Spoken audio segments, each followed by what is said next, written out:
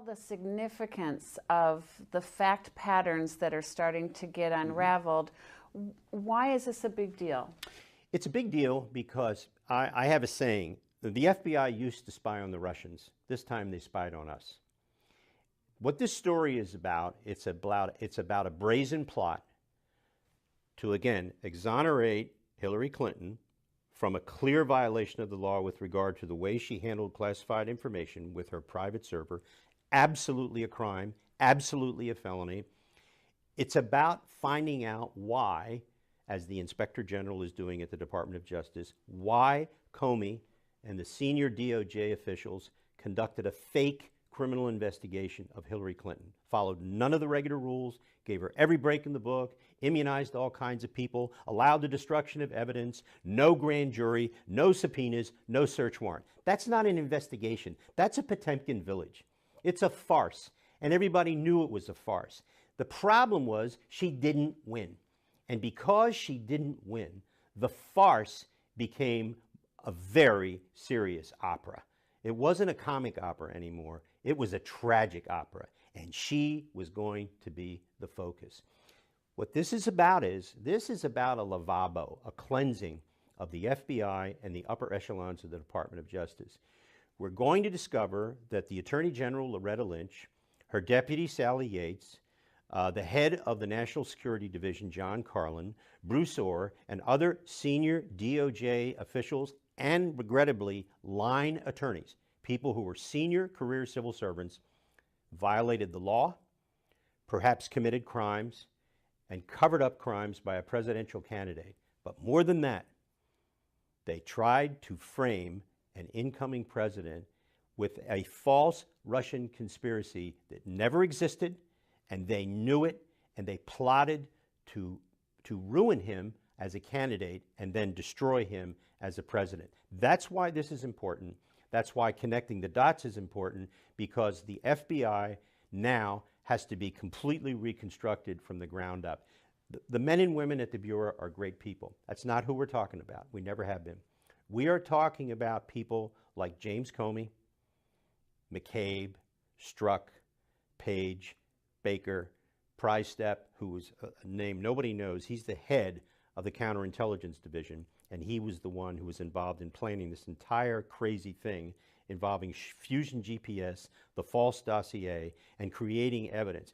This is what people have to understand. What the Bureau did was, by working with Fusion GPS and giving contractors access to highly classified information which they had no legal right to see, they needed to create something they could give to the court, the Foreign Intelligence Court, so that they could get wiretaps and surveillance taps and email taps and phone taps on the Trump people, so that if there was anything, they could find it out. Of course, there was nothing. There never was anything. And they created false facts so that they could get surveillance warrants. Those are all crimes.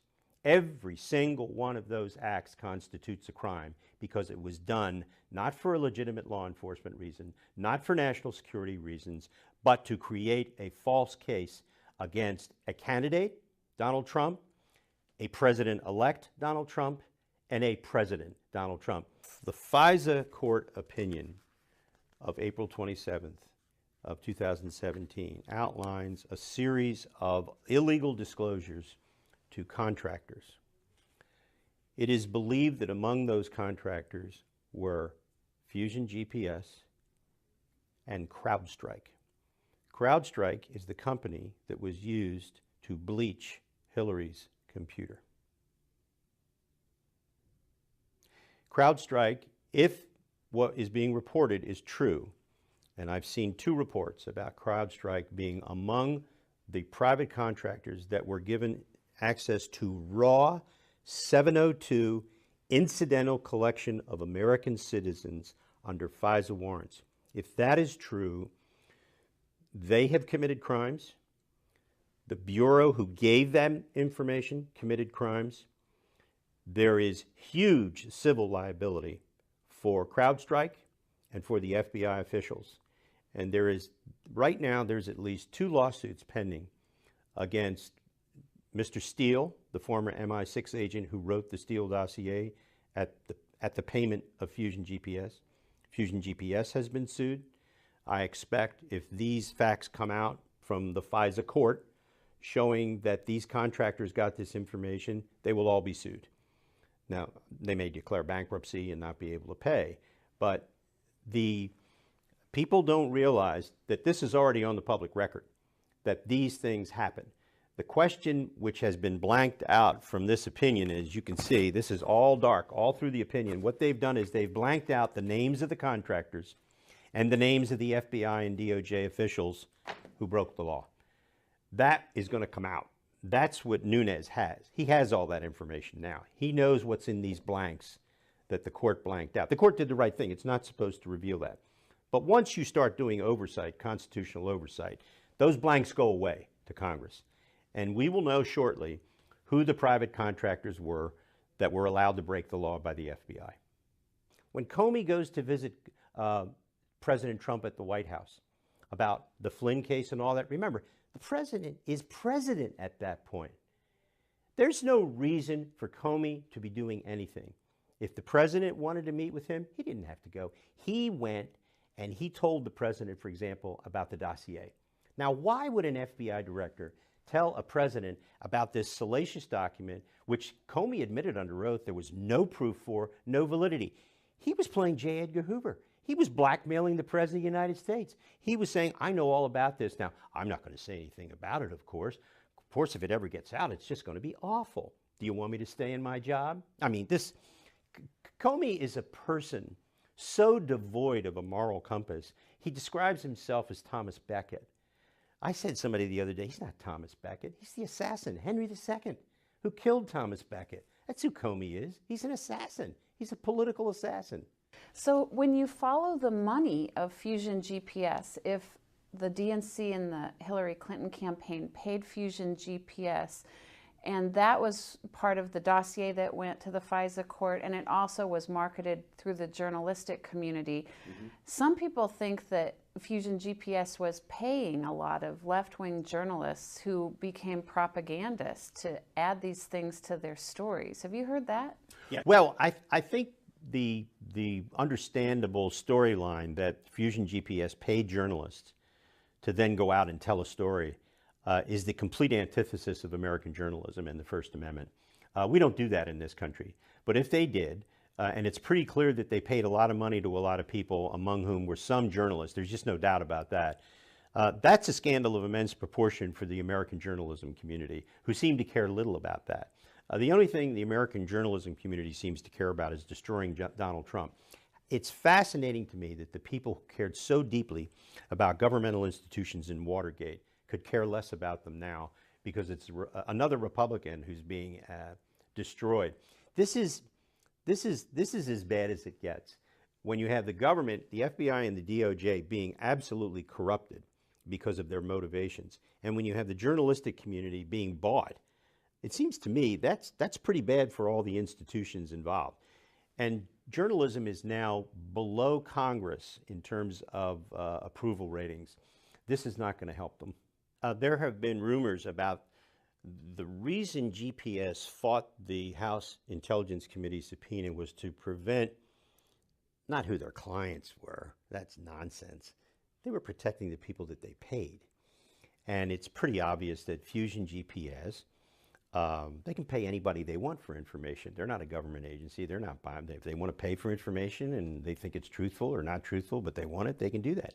It's clear that the reason they tried to protect, and they went to court to try and stop the House subpoena, but they lost in front of Judge Richard Leon, was to protect to whom they were paying money to get information. I have read reports, I don't know whether they're true or not, that they paid a number of journalists to spread information about the dossier. It's not going to be long, though, because the House now has all of those records. They've been reviewed. And Devin Nunes, the chairman of the House Intelligence Committee, has now and will start next week briefing individual members of the House in closed sessions about what they've discovered. And I'm sure that what will leak out is who Fusion GPS paid. Fusion GPS, by the way, is really a joke.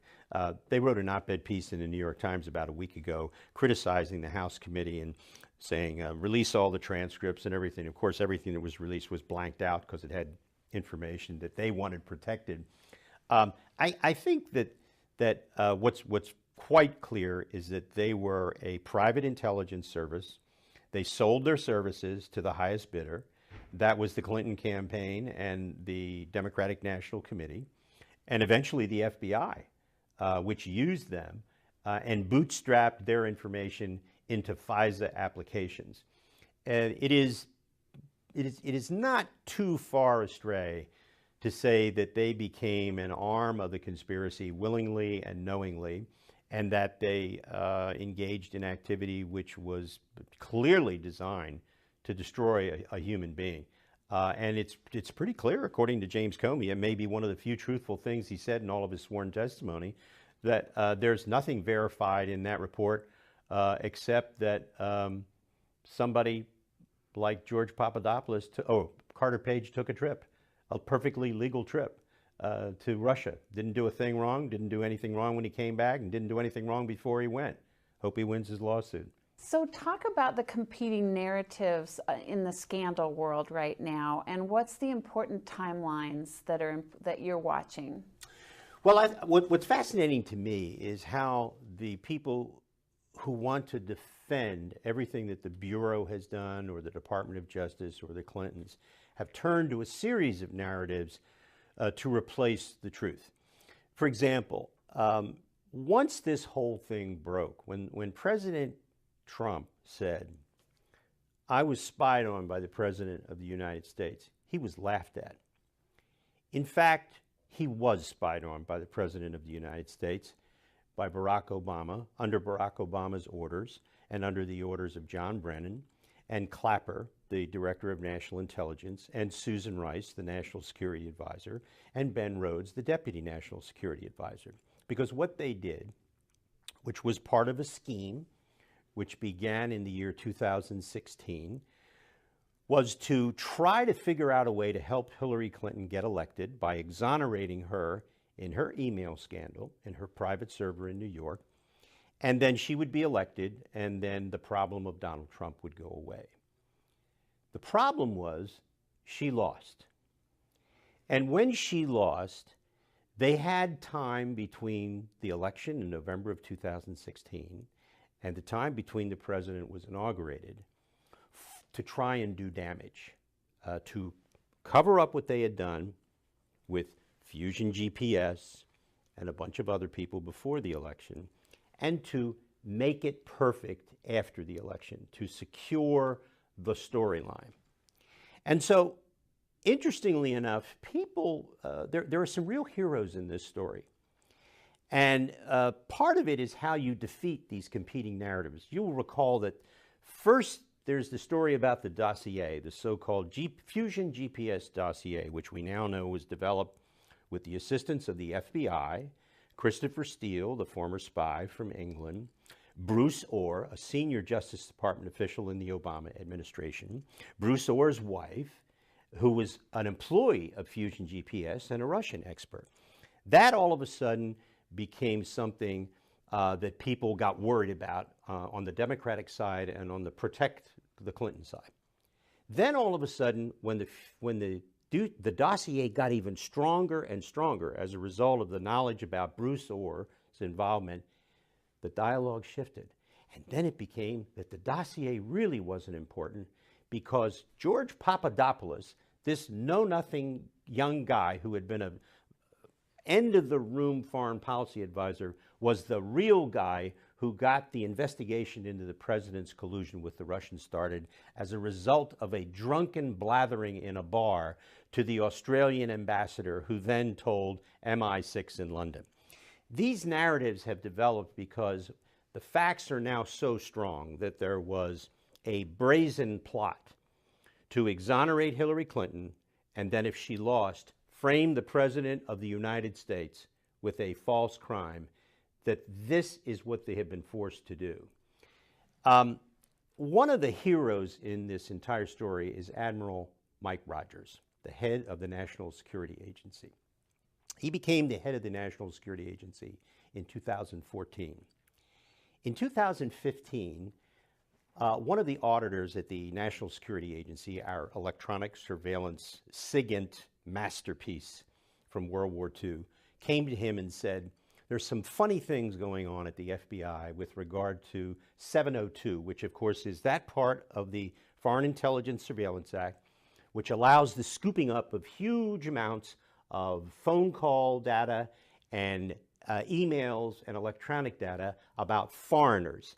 And in the course of that, allows the incidental collection of information about Americans, which is supposed to be kept secret, but wasn't in this case because of the conduct of the FBI and the Obama administration Justice Department officials.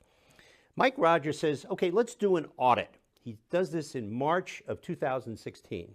This is way in advance of the election. He then discovers, as a result of the audit, that the FBI has been sharing this secret data about Americans with not other government agencies, but private contractors. Some of those contractors apparently work for the Democratic National Committee. Some of them work for Fusion GPS. Mr. Rogers, Admiral Rogers, says, okay, the court, the FISC court, the Foreign Intelligence Surveillance Court, has been lied to. They have not been told about this. And things have been told to them which are not true. He said, I'm going to the court. I'm going to tell the court.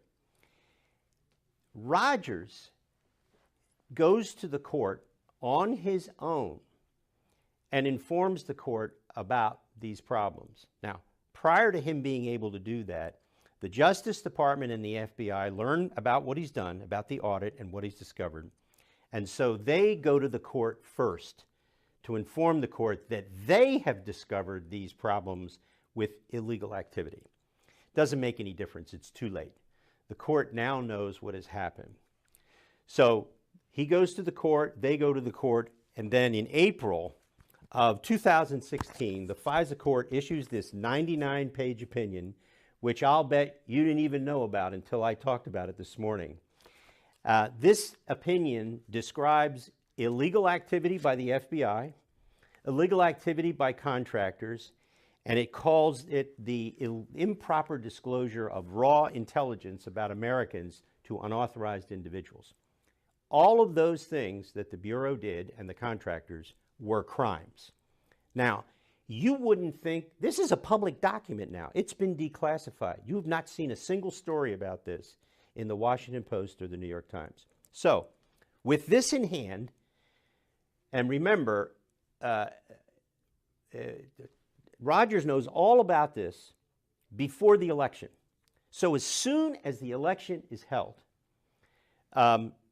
Rogers determines that since there is now a president-elect who has been spied upon, he knows that Trump was the subject of a plot.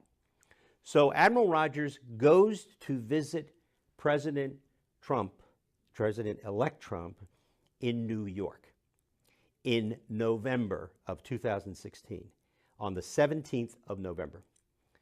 He's the head of the NSA. He briefs the president. And it is after that briefing, the very next day, that President-elect Trump moves his entire staff out of Trump Tower to Bedminster, New Jersey, where his golf club is, and that's where the transition team stays until Trump Tower is debugged. What Admiral Rogers did was, and this is why the president said that President Obama had wiretapped him. Rogers, on that day, November 17th, briefed the president about the illegal activities which had been reported to the Foreign Intelligence Surveillance Court earlier in the year. And the president knew what had happened at that point. Now, interestingly enough, when the outgoing administration found that Admiral Rogers had gone to New York, the DNI, the Director of National Intelligence, John Clapper, and John Brennan, the Director of the Central Intelligence Agency, asked President Obama to fire Admiral Rogers. Now, President Obama had many flaws, but he ain't no dummy. And he said, boys, it's too late. I'm not going to fire Admiral Rogers, because if I do, that'll be the only story about my last days in office, so you can forget it. And Rogers is there to this day. And when this story is written, when it's all over, the great hero will not be Robert Mueller, this crazy man that has been made the special counsel. It won't be the people on the Hill, except for Devin Nunes, who is a real hero, who has stood up under the most incredible personal attacks from real sleazeballs like Adam Schiff, this loony congressman from California. And it will be shown that Admiral Rogers saved the day by forcing the senior Justice Department officials to admit that they had done wrong things. Now, there's another fascinating part of this story. In October of 2016, when Admiral Rogers is going to the court and forcing the Justice Department to advise the court that they had submitted false documents, that they, the DOJ, had submitted, unwittingly had submitted false documents, as they say. Admiral Rogers plans are being made to fire him at that point, which of course never go forward because of what he does by going to New York. All of this has come to a head at that point, and the court is now learning for the first time about this unbelievable activity. For the first time in the history of the FISA court, it has been lied to, and according to the court, systematically and ongoing violations of the law. This is stunning stuff, and it's all because of Admiral Rogers. And that's where we are today. We are now at the point where Nunes has discovered this. He discovered it back in March when he went to the White House, and all of these documents were turned over to him by the incoming National Security Council staff. And so now we'll watch it play out. By the way, in October of 2016, the Assistant Attorney General in charge of the National Security Division at Justice for the Obama administration, and the person who was responsible for signing the pleadings that went to the court, was a fellow named John Carlin. Once this material was submitted to the court in October of 2016, revealing the violations of the law, Carlin resigned and has not been heard from since. No one could figure out why Carlin resigned. And I don't know why he resigned. There was plenty of time left in the administration. He just left. Now, it may have been that you resigned because you don't want to be questioned by the Inspector General, who at that point had already begun an investigation of the FBI and the DOJ senior people based on Admiral Rogers' complaints. So that's another story that's going to play out. Where is John Carlin, and what is he doing? How do you explain to people, Joe, who think that even if you talk about these things, you're a conspiracy theorist, you're a wacko, you're a crazy, because everyone knows it's the Trump-Russia collusion that we should be talking about? Well, this is the beauty of the false accusation. It goes around the world, and the truth takes a long time to catch up. The Russian collusion was a complete fabrication of the Democratic National Committee, the Clinton campaign, Fusion GPS, senior DOJ and FBI officials to create a way to dirty up Trump as a candidate and then destroy him as a president. There is literally no evidence whatsoever that has ever been produced of any conspiracy. And let me just say something that I find deeply offensive. The appointment of the special counsel was completely unnecessary. There was no need for a special counsel. I don't know why Rod Rosenstein did it, but he did it. But there was no justification for it. And in fact, in his appointment letter and memorandum about it, he admits there's no crime that's been discovered, but for political reasons, this needs to be investigated. Well, that's just utter nonsense. Look what he's done to an incoming president. Look at what he's done to the country by appointing a special counsel. That should have been handed off to a bunch of senior DOJ officials who were being monitored by a political appointee who would keep them within the legitimate bounds of an investigation. Mueller has not brought one charge involving collusion with Russians. He's never going to bring a charge involving collusion because there was none. The charges against Manafort predate his association with Donald Trump by many, many years. The lying to the FBI charge against Michael Flynn is a ludicrous charge. I know why he did it. He wanted to save his family and his son from everything. Flynn was indicted for lying to the FBI about conduct that is completely legal, talking to the Russian ambassador, talking to anybody overseas. He could do that when he was an employee of the campaign or when he was on the transition team. All of that is perfectly legal conduct. George Papadopoulos, who pleaded guilty to lying to the FBI, he lied to the FBI about perfectly legal conduct, about his contacts with people overseas. There's nothing illegal about that. Any American in the government or outside the government can communicate with any foreigner they want to. Now, if they take money and they're representing them, they have to report that. They have to, and that Manafort did not do, and so maybe there's a case there. I don't know. Who knows what the circumstances were. But the bottom line is this. Mueller and the way he has conducted his investigation is an embarrassment to anyone who's ever been a special counsel, which I was. I was an independent counsel. Hiring all of these partisan Democrats to conduct the investigation, he's not naive. But Bob Mueller's been around too long. You can't be that dumb to not realize how horrible it is to have these people. These people are not biased against the president. They have an animus toward the president. There is a distinct difference. I believe that his entire investigation, Mueller's entire investigation, has been tainted by this animus. There's no way you can have people who have donated to the Clintons, donated to Obama, represented the Clinton Foundation, represented Clinton individuals in criminal investigations, and then have those people who have given to President Trump's opponent investigate President Trump. I don't know what Mueller is thinking of.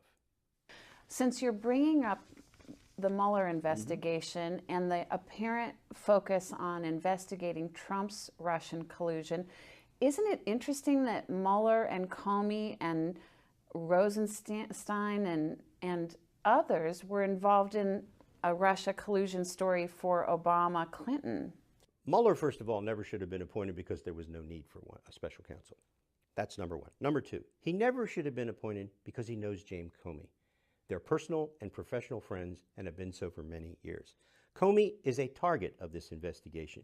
He's clearly been involved in activities which could be deemed illegal and criminal.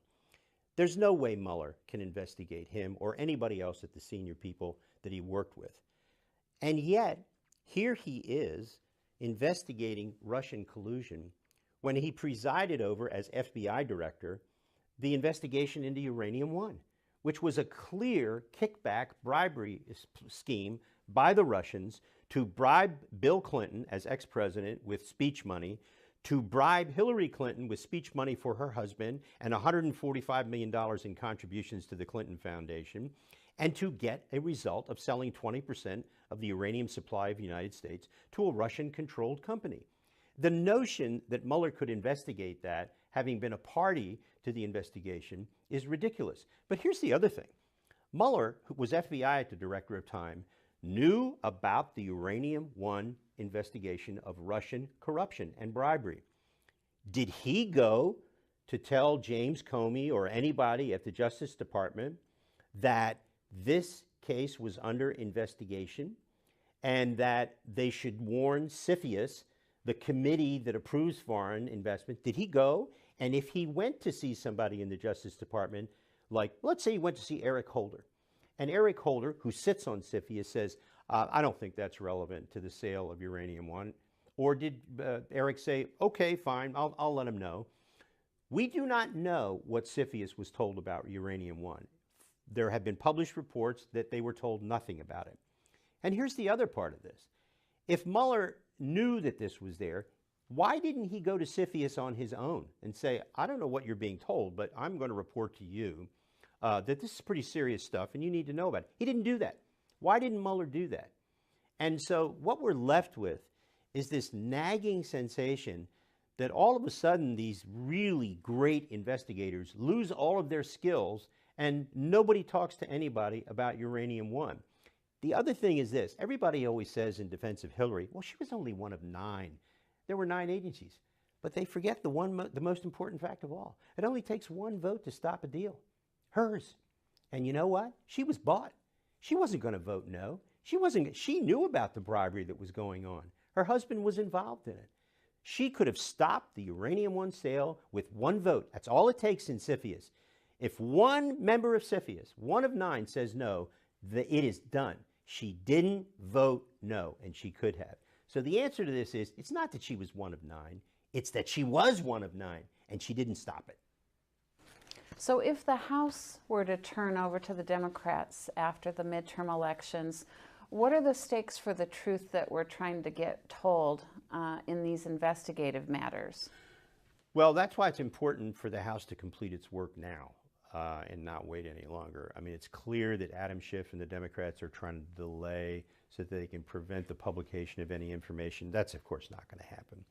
The Republicans will publish all their information. They'll release all the information well in advance of November of 2018 and January of 2019. If the Democrats were to take over the House, that would be a disaster from a public policy standpoint, and certainly for the president. I have no doubt that there would be a number of Democrats that would want to try and impeach President Trump. I actually don't know if they could succeed, even in the House, if it were run by Democrats. But if they did, they'd never be able to do anything in the Senate. It just wouldn't work. You have to have 67 votes to convict in the Senate. They're never going to get them.